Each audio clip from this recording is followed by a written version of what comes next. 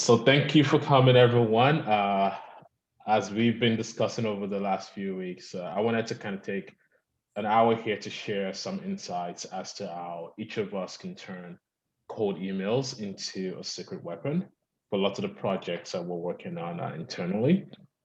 So this is sort of my presentation to my incoming intern team for the summer. So I wanted to kind of share with you guys some of the strategies that I've used that have worked, and repeatedly they still getting fine-tuned to make sure we can always maximize cold emails.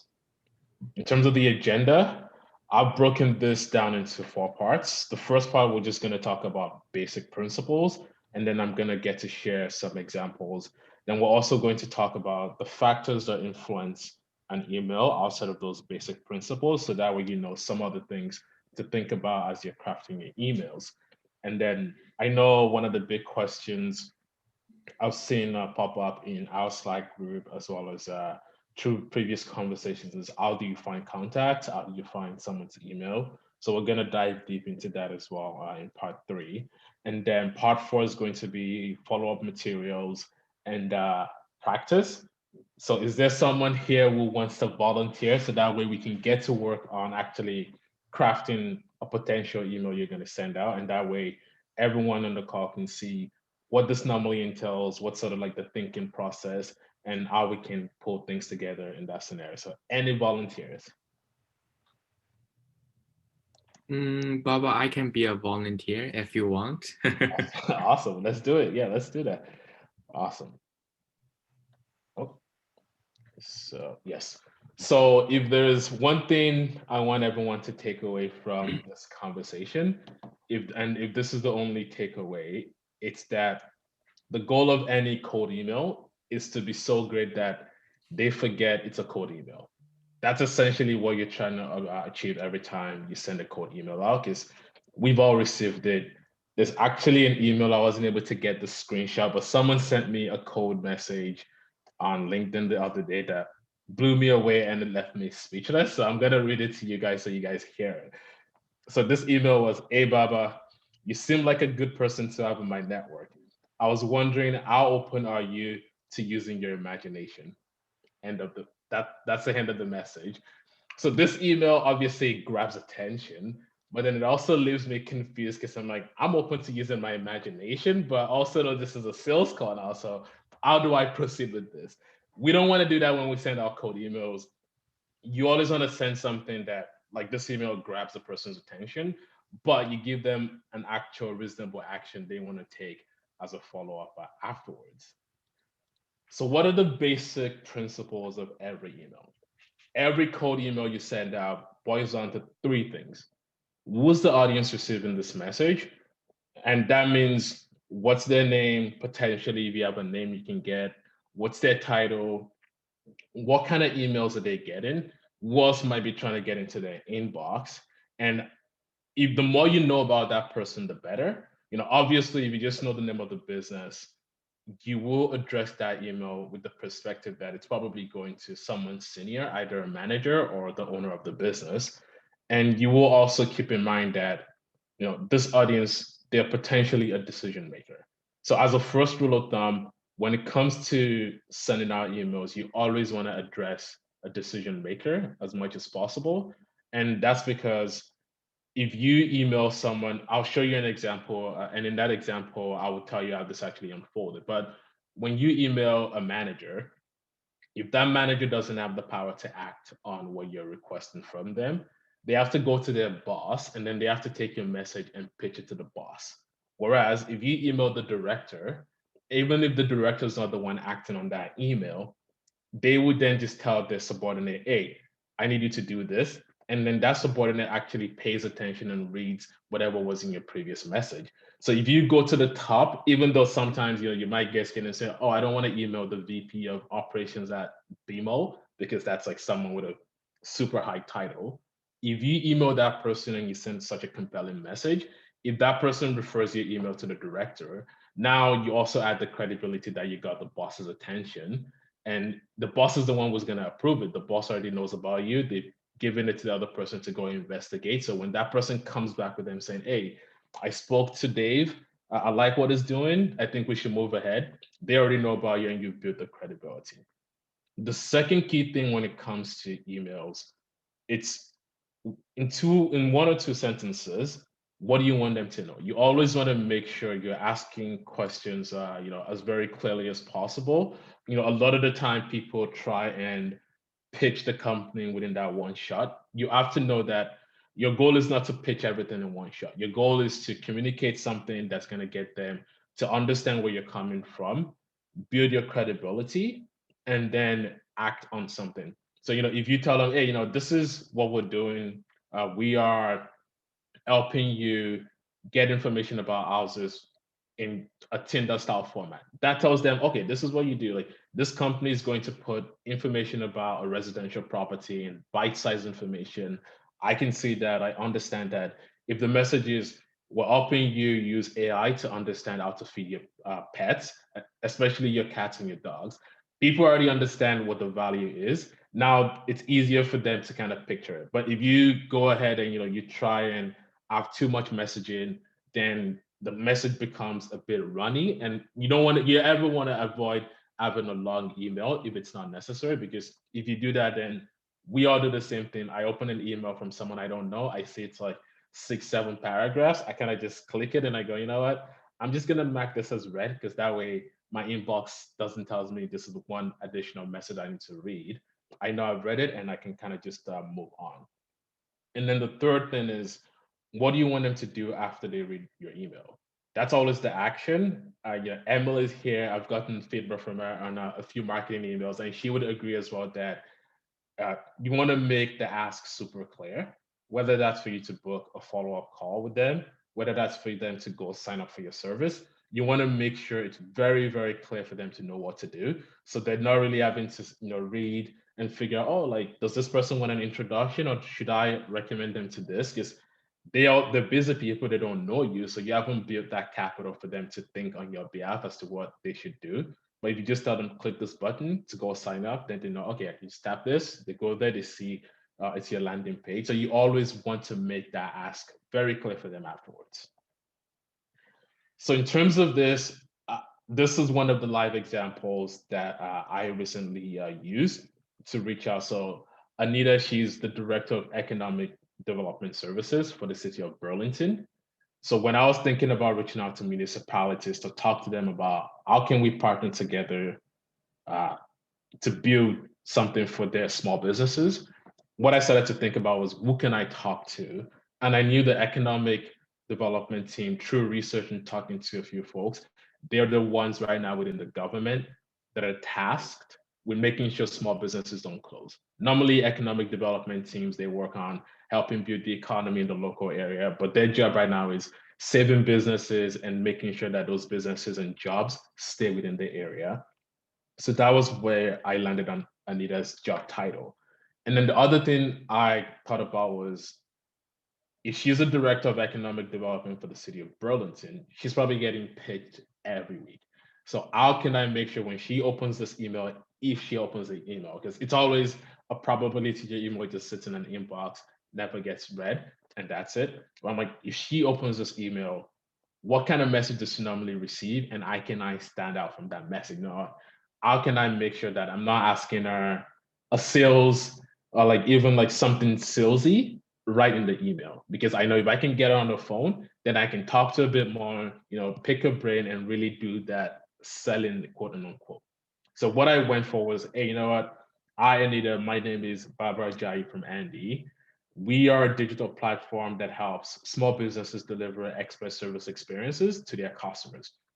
So I chose a few keywords mentioning small businesses. Normally, I try and figure out what wording should I mention as in terms of the audience when I'm talking to someone through email. So in this case, I know, oh, you know what, our team they're focusing on small businesses. So I want to mention in the first paragraph that, hey, look, we're doing the same thing you're doing, because then she's thinking, oh, small businesses, let me read on. And then the second place is where I kind of explain a bit of the value. So that way she understands, we're looking at the same areas you're looking at. So this is a relevant information you want to read further.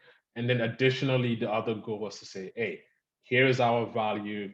our platform allows small businesses to, do current wait times, offer pre-ordering, prepayment. So now she can start thinking, oh, you know what? We're trying to save 200 businesses in Burlington. This makes sense.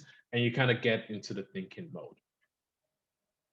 The second thing is I've covered what I wanted her to know. Now I was thinking about how can I demonstrate value?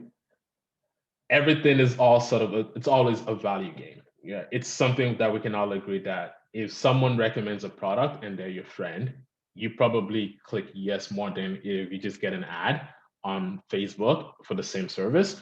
So you always want to find a way to demonstrate similar value that a friend or a warm introduction would do. And in this case, my goal was to use our traction in terms of what we've done before, as well as the fact that we had gotten the Minister of Small Business on Ontario to actually recommend us and put it on his social media and share about our materials with lots of the people within his network.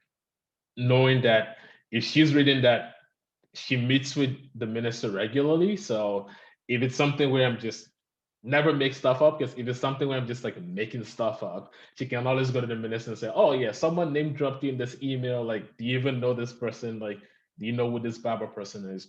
So you want to pick something that demonstrates value. A few examples are, what have you done within your business that's Googleable? So what kind of traction? Maybe you want to pitch competition, you launched a product and you got covered in the media. What can you add that is, if they look you up and they go, let me look up Mohsin, let me look up Zach, Dave, Farah, what do you know they're gonna find top? Because if you cover that within your email, you've established some value. Another thing that I know has worked for me since we became a DMZ incubator company, a lot of the meetings, like I had a meeting that was for the first 25 minutes, just kind of cold. Like it was a phone call that, it was supposed to be 45 minutes and I was ready to check out at the 30-minute mark.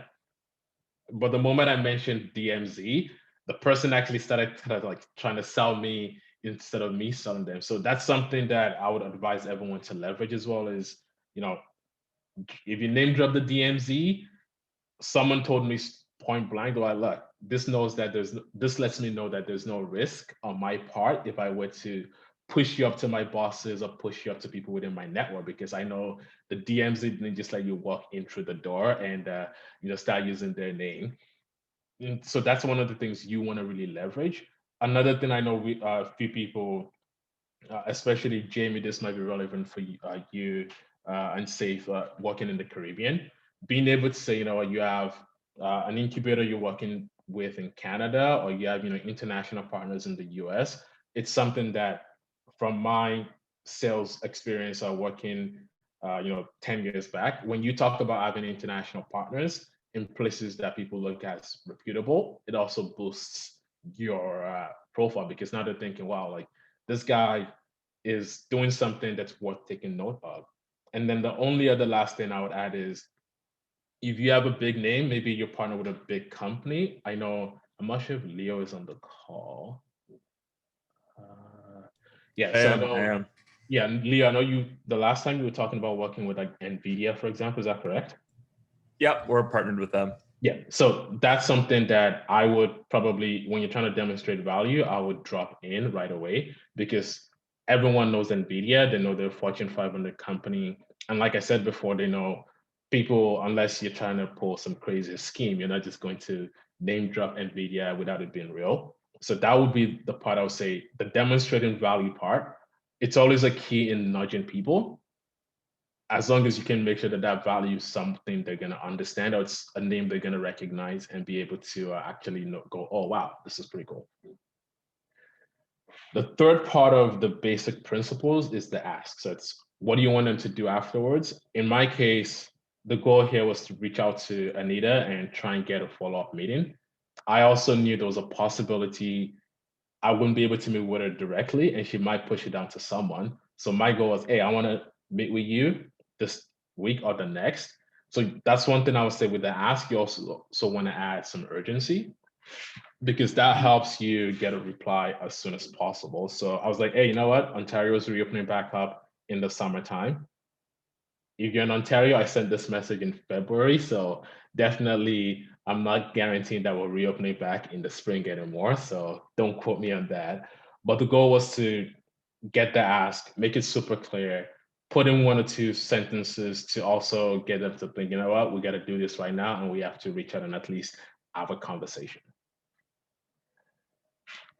So that's part 1 in terms of basic principles. I'm going to pause quickly here. Does anyone have any questions?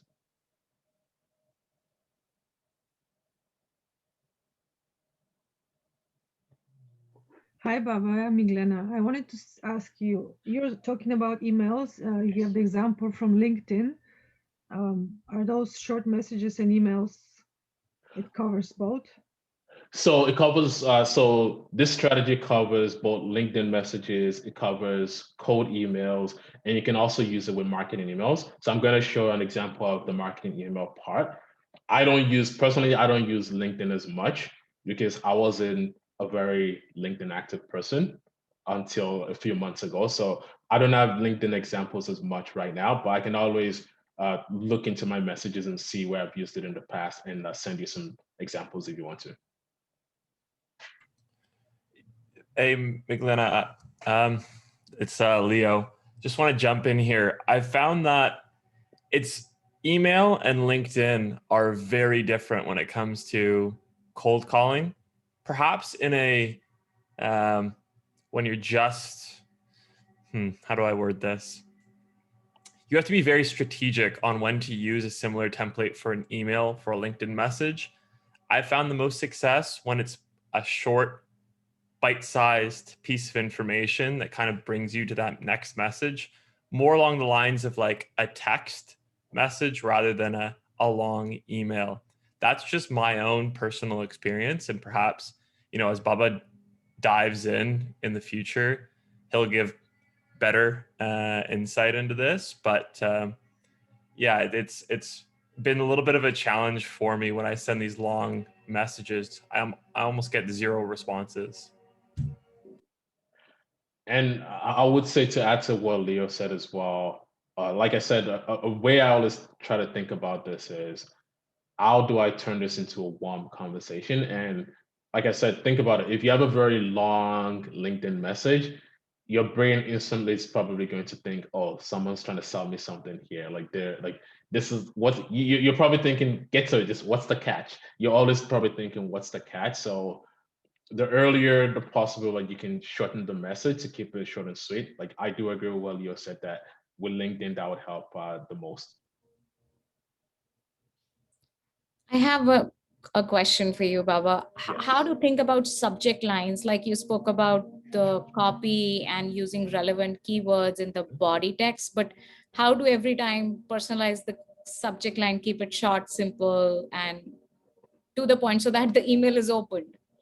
So with subject lines, you want to avoid anything that, it's the same strategy in terms of, think about what subject line would you get that you would open versus not open. So anything that's like, like all caps, I always avoid all caps. You want to pick the words.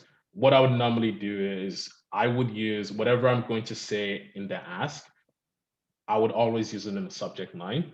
So for example, the subject line, I did not include it for this email, but the subject line I did for reaching out to the municipalities was, Andy, City of Burlington, connecting to see possible ways to help small businesses open in the summer. That's very clear and straightforward. It tells them, I'm just looking to connect and at least have a conversation. So you want to keep it very direct as to what your ask is in the subject as well. On Vartika's question, is there a length of how long that subject line should be? Should it be like 4 words? Should it be a sentence? I always say less than 10 words. Sorry, I missed that.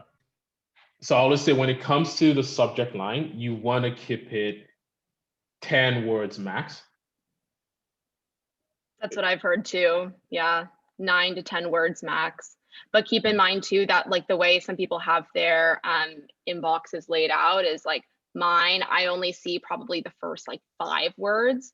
So really putting like any keywords within those first 5 words is also so important. Okay. Yeah, the pandemic has changed things slightly, but I think what you really want to think of is like, how is this going to look on mobile? And if you're going to have a massive message, a massive subject line, it's going to look terrible on mobile, which is just going to decrease someone's likelihood of not only reading the message, but responding back to it.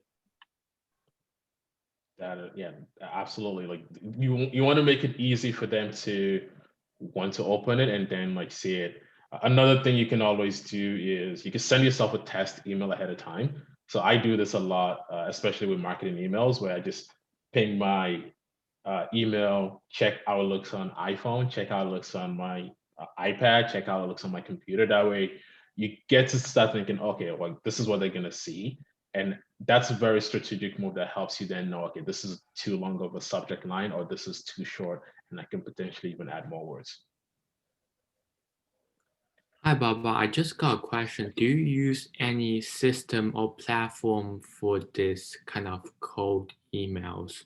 Let's say you have an automation. If they don't apply in 2 days, you will have a follow-up email directly to them. Or second, third, fourth.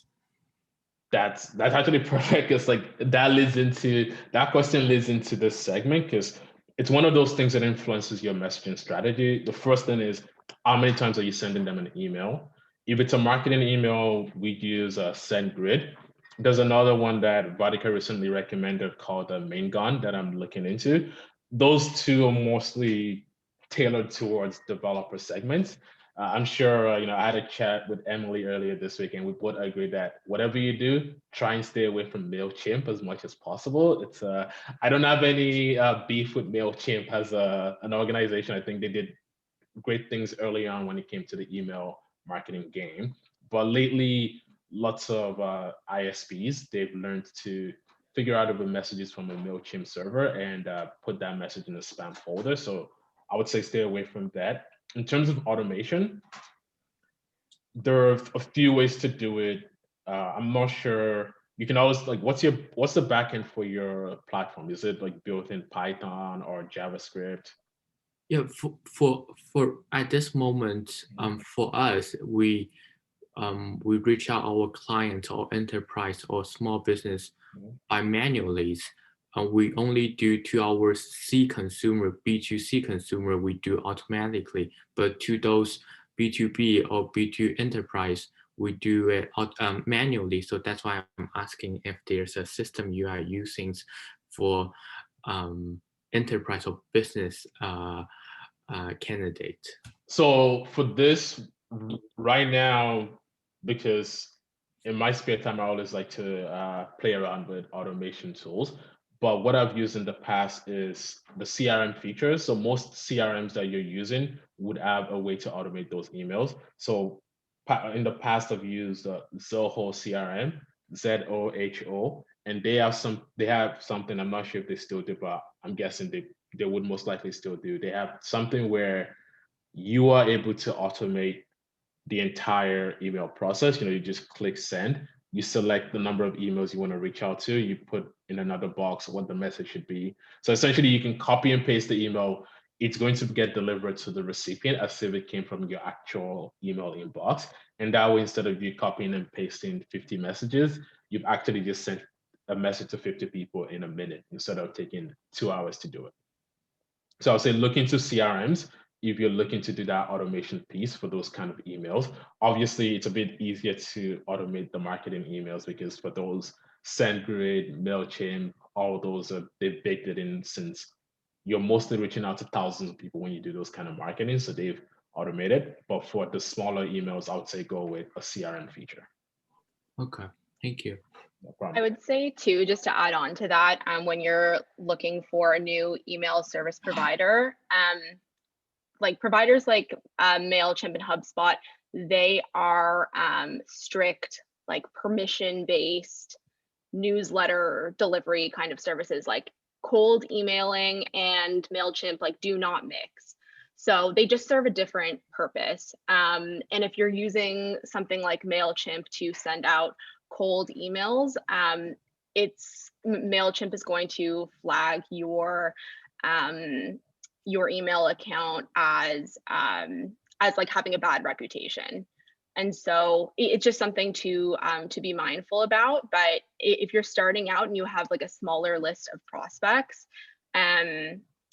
there are free platforms, and I know that there are like extensions and whatnot too that you can add, where you can just use Google Sheets and you can still track email opens and everything like that. So I think it's just important, like the takeaway is to do like some research before you commit to anything. That's true. Yeah, and I guess, Zach, if you want to play around with the automation, always happy at some point in the next few weeks to kind of sit with you, share some coding experience, and help you kind of hack something together. Like I've played around with a few hacks here and there, so I can always give you that suggestion, and that way you would have something that mimics coming from your inbox and then helps you get information. I know there's a few things I'm just looking here. So do you have any benchmarks? Yes, so in terms of, can everyone still see my screen? No. So no. Oops, sorry. Not sure what happened. Back on? Awesome, yes. So in terms of other facts, so Saif, I'm going to get to that benchmarking in a second. So in terms of other factors that influence the messaging you're sending, it's how many times are you sending an email. So if you're just looking to send a one-shot email, which most of the time it's not, you want to send a few follow-ups as well to kind of bring things up. So I'll say that influences the message. So the first time around, you're going to introduce yourself, like the example I showed you. And then the goal will be the second time, say, you know what, hey, I was just circling back in case you missed my previous email. And then just try to give them more bite-sized information this time, knowing that they'll probably, if they open this email, they're gonna read the previous email. So you don't have to rerun the entire scope. You just have to say, hey, here is some information as to why we should connect. And this is when I need you to connect. Another thing that influences messages, which I touched on earlier, was what's the decision-making chain? So if you know you're talking and you're always message to the decision maker, if you can't find out who that person is, try and think as to who would they have to go to for approval. So the information you put in the first email has to allow them to be able to understand your product and then go be an evangelist for you internally to that decision maker. And then the third thing is always urgency, urgency, urgency. So do you need them to act today? Do you want to have a conversation with them that kind of evolves over a month, over 2 months? So whatever urgency, I always like to make an email sound like it should be replied to as soon as it's read. So you always want to think, what can I put in this email that's going to make, you know, Shane think, oh, you know what, let me stop and quickly like pass this along, or let me stop and quickly say, you know what, sure, let's have a meeting next week. So because the urgency is what you want. You want to get them to reply to this. And that's what helps you understand if this email is working, or, you know, if your strategy, your pitch is actually effective at that point in time. And I'll say for the question you asked, the benchmark is always reply. That's my favorite benchmark, because like if you're emailing someone when it's a cold email from a BD perspective, you want to see if they reply to your message. So I always try and make sure, you know, if I send out 20 emails, I want to be in the 6 reply range. So I would say it's sometimes with marketing, it's a bit easier if you're sending out marketing emails because you can see the open rates. But if you're sending a BD email where you know the name of the person, you have to factor in they might also be busy. So 6 out of 20 would be sort of like my range, which is sort of 30% that you try and get back to open. And then, you know, those 30%, once they open, it's your goal should be to now talk to them, interact, and be able to go back to the 70% saying, you know what, I spoke to this person from, you know, for example, what I did was when I spoke to the city of Burlington, I took that message saying, you know what, I've had conversations with the city of Burlington and the city of Markham. And now the second time I'm circling back and following up, it kind of shows the person, oh, I'm not just some random guy that no one is replying to. It's just, oh, you know, this person talked to Markham, let me see what the fuss is about and talk to them. So 35% I would say should be the open rate you shoot for. And then if you're doing a mass marketing email, then you want to look at click-through rates where, are people clicking to the link you have in the email? So maybe that's a sign-up page. And then when they get to that sign-up page, you ideally want to configure some Google Analytics to see where did they stop browsing, where did they open the sign up. So it's all something where, depending on the objective of the email, is what informs how much metrics you want to layer on. Ideally, the metrics should always tell you something. Is the strategy working or not? Because when it comes to cold emails, you have to be very flexible to change and to really try different strategies. But the only way you know is by getting relevant data. So I try not to look at the number of leads as much as possible. Leads and emails. If I have 20 emails in a company and 0 people reply, it's really not beneficial. It's just a nice, I guess, ego boost to say, oh, I have 20,000 leads. The question is always, how many people are you getting to open? What actions are they taking? Are they replying back? Are they signing up? And if they're not doing the desired action, how do you go back and then fix it? Where is the drop off? And maybe your messaging, you're not explaining things to, or maybe your length is too much. You want to be able to play around with those strategies. And just to add to that, if you're looking at any industry benchmarks, 10% is the open rate and 1% is typical conversion. So say if you send 100 emails, 10 people will open and 1 person will actually convert. So, and Emily, please feel free if you have any more metrics to share from what you've seen on the softwares that you've used. Yeah, for sure. So I think, in terms of like mass emails, and this would be more so like subscriber-based emails. The last I remember seeing from MailChimp, and again, it does vary between industries, but it's like, I've seen 15 to 25%, with like 20 being kind of the average. And then click rate, again, this is more so like promotional emails. So there would be more links in a promotional email or a newsletter versus just a personalized email that you do for kind of B2B outreach. But yeah, it's still very, very low, like 2 to 3%. So if your click rates are low, don't be, don't worry. It's industry average for it to be fairly low. But like Baba said, reply rate should be like the conversion you're looking for when you're reaching out to like individual prospects. And in terms of, I know, Zach, you had a question about this. When it comes to finding contacts, Google is always the first place I like to start. Because if I need to find someone, I can just say, Director of Incubator, DMZ.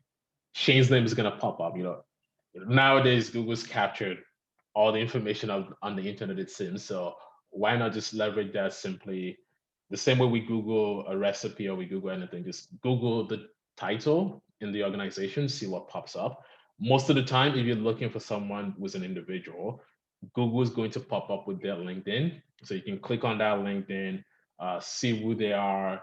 And I always recommend enabling them to see that that you looked at their profile, because what that does is, if they've never heard of you before and they go, oh, like, who's this person? What do they want? It's going to be something that's just at the back of their mind. But when you do actually eventually reach out to them, they already kind of heard about you without really hearing about you. They just saw a logo and they clicked to your LinkedIn profile and they went that way. In terms of finding email leads, to find someone's email, if you have a LinkedIn, you can go to this, it's called Rocket Reach. So if you Google Rocket Reach, if you put someone's LinkedIn profile URL, it would always most likely provide you with their email address. It's one of those things that I use a lot. And what it does is it also adds a confidence score where it tells you how confident they are in their address being correct, because I'm sure they have their own backend system that they use to verify how many times, Shane's email has appeared online so they can know, this is the right email or not. Another one I like is Hunter. The way Hunter works is it's sort of different. You need to know the name of the company. So if you go to Hunter and you type in DMZ, then it's going to show, as many names as I could find online. Additionally, what Hunter also does is it shows you the format for the emails for that particular business. So if you type in DMZ, if the format is first name, last name, it will show you that what the general format is. So now if you can't find Emily's email, now you have something you can kind of play around with to say, you know what, it's Emily.Collins. Let's see if something comes back. And if it bounces back, now you know you need to keep searching for the email. And if it doesn't bounce back, then you know you've actually found the email. Another thing, if you're looking at more sort of B2C businesses or B2B2C, you want to look at Google My Business, you want to look at Yelp. They always have information there that you can script for. If you're looking to get general users, I would always recommend Facebook ads and Google surveys, because if you put up a Google survey for $1,000, there can be a way for you to sort of use that to kind of get leads, because people are going to reply, and within that you can have a mandatory field for email generation. Facebook, you can do the same thing where you can put a nice Facebook card up, and then you can have them go to a sign up page, say, hey, you know what, would like to talk to you, go to this page and provide us with your contact information. So those would be a few places. Emily, are there anything else that you would recommend in terms of where they can find leads, how to go about finding people? Yeah, no, I think you covered most of what I would recommend too. What was the website that you mentioned? Was it Hunter or was that okay? Okay. Yeah. Hunter. Yep. And is that just like an email verification, or did you say you can actually like look at the domain and see how like their first and last name would be formatted based on the so domain? that one is more tied to the domain. So what it does is, if your email, for example, it's going to search the internet for every email address from dmz.com and put all of those in the results, so you can see. And a neat thing they also do that I like is it tells you what the title is. So you might be looking for a director in a company and you would come across the VP's email, and now you can sort of just grab that information and go even one chain up. And then what it does is, if you can find their email, then it's going to show you what the format is for that company, and you can leverage that information. Gotcha. Yeah, I've never used that, so I'll definitely check that one out. Yeah. And then, so everything we've kind of talked about so far, you know, up to this point, looks like it leans heavily towards that sort of, you know, you have the person's contact. It's a more of a direct email. Maybe you got it from LinkedIn, and it's a cold email. So does this work for marketing emails? Yes. So up to this point, our 90% of the customers we've brought on from Andy that are small businesses have all been through cold marketing emails.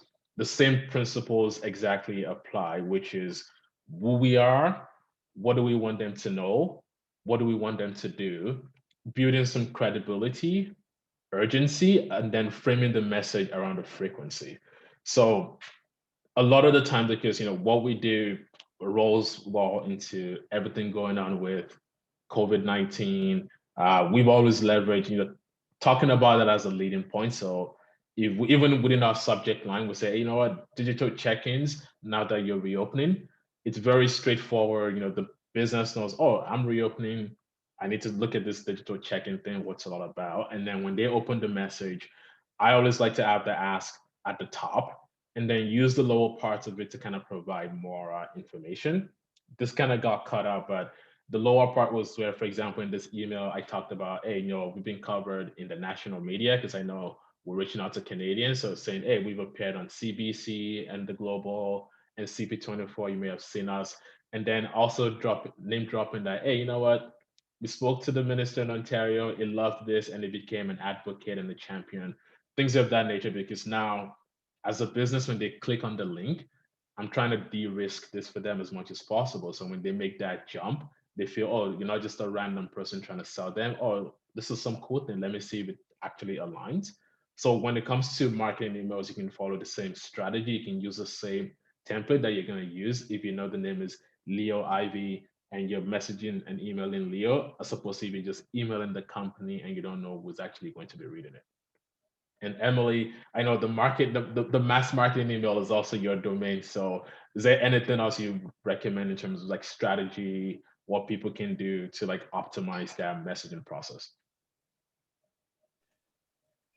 Yeah, I think keeping your message like short and sweet, as short and sweet as possible.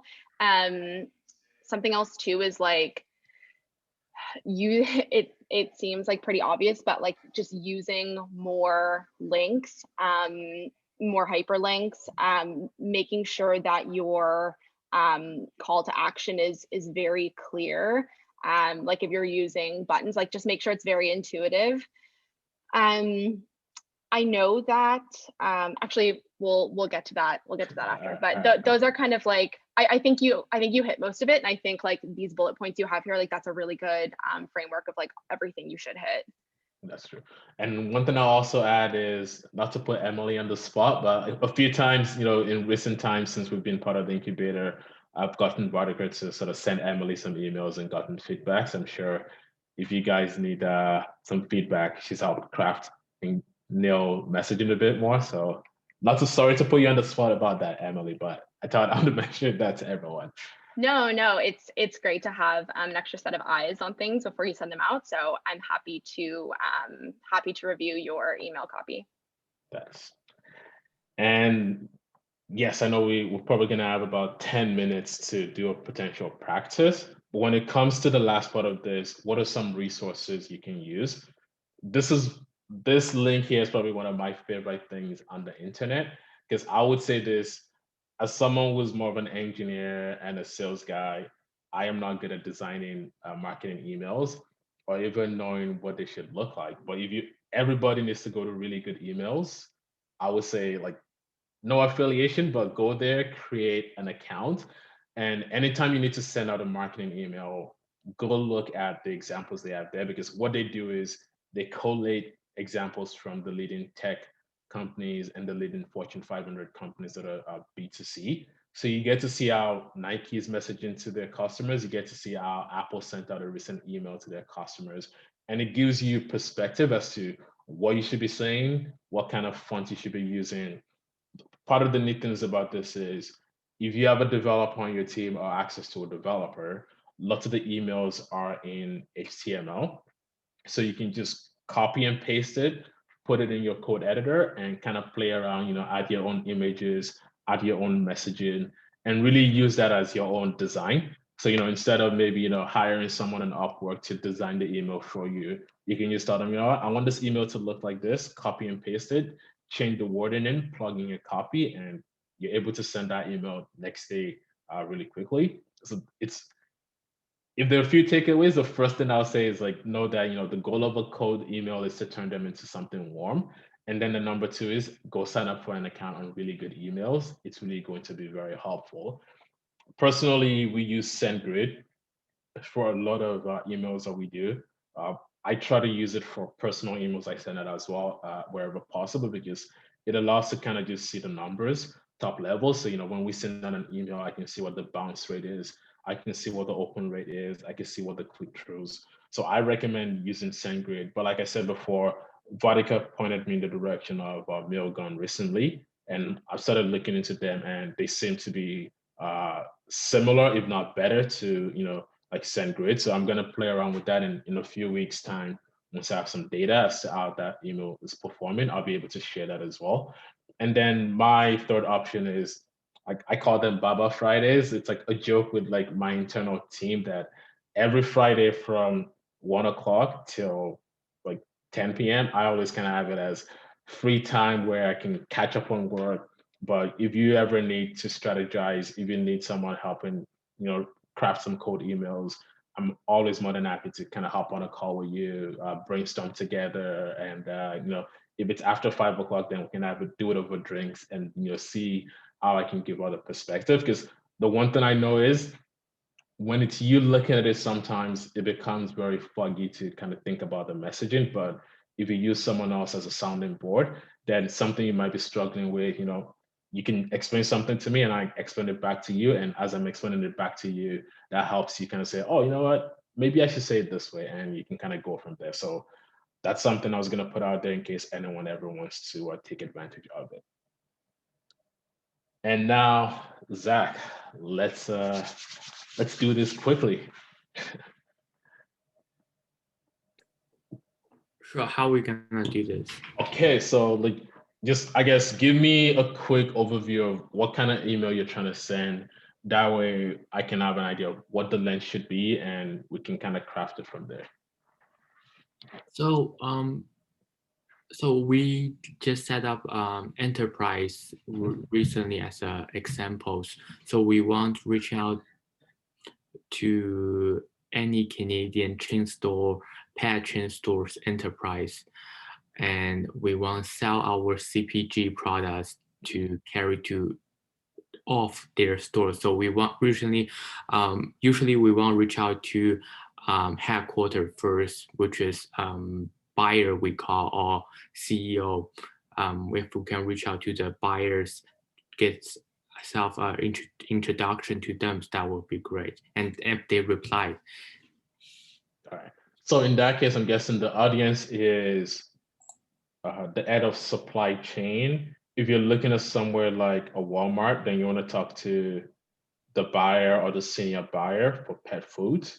And then you also want to talk to them based on, to put an urgency to, you want to talk to them based on something you're doing seasonal. So ideally to go here to people like, so actually I know someone was actually a buyer. They don't buy pet products, but I know that's their job. So I'm going to use her as an example. So it's going to be, actually, so I'm not going to type this out because you'd have access to the recording afterwards, so you can always listen to it. So it's going to be something like, Pri, my name is Zach Sheng from, okay, I forgot the name of your company. Charmy Box. Sure. So my name is Zach Sheng from Charmy Box here in Toronto. I just wanted to touch base with you quickly. We are working on a summer nutritional program for pets, and I was hoping to be able to connect with you to understand what you were potentially looking for in the kind of brands that you want to stock up on this summer and this spring within your stores. So that's an example. It's something very short and sweet.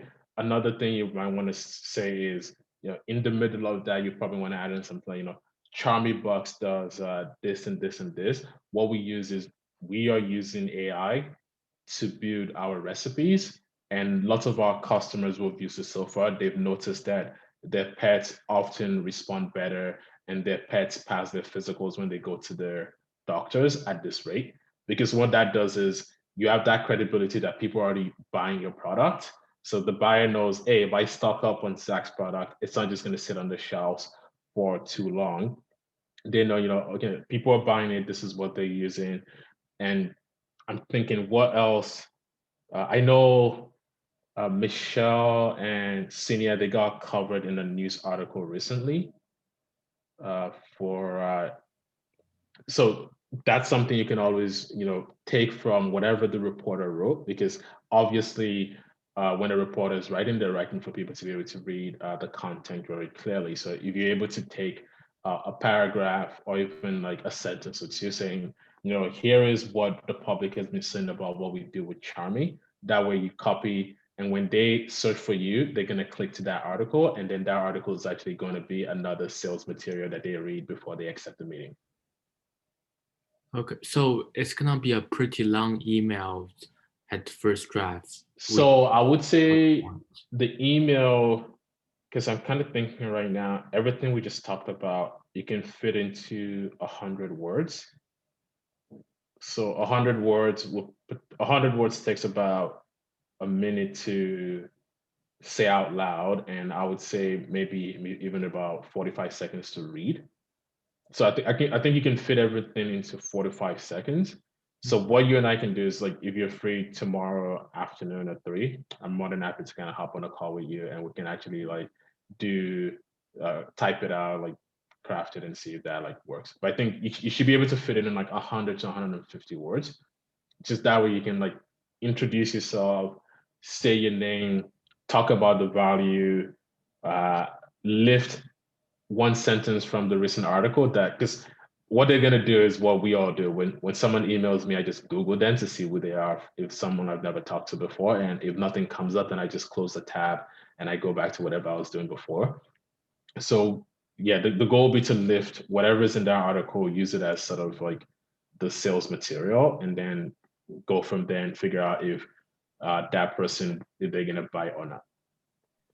Yeah, I would just say, and this is general, not applicable, to anyone specifically here. And I say this with the utmost respect. The two things that I always, think of, and I think a lot of people forget, is that, there's really kind of two things when you send out any type of message, cold email, phone call, elevator pitch, is that everyone's really busy and no one really cares at the end of the day. And so your challenge is, how can you, in a short amount of time, get somebody to care?